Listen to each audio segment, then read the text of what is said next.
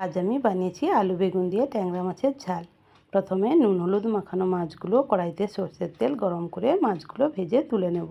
এবার একটা মশলা তৈরি করে নেব। নুন, হলুদ গুঁড়ো, লঙ্কা গুঁড়ো, জিরে গুঁড়ো, অল্প জল দিয়ে মশলাটা গুলে রাখবো। এবার মাছ ভাজা তেলের মধ্যে টুকরো করা আলু আর বেগুন ভেজে তুলে নেব। এবার কড়াইতে আরও কিছুটা তেল গরম করে ফোড়নে দিয়ে দেব কালো জিরে, কাঁচা লঙ্কা। এবার নেড়েচেড়ে দিয়ে দেব টমেটো কুচি।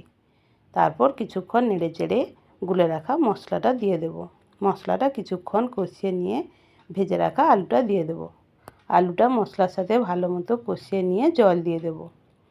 ঝোলটা ভালো মতো ফুটে গেলে ভেজে রাখা মাছ আর বেগুনটা দিয়ে দেব।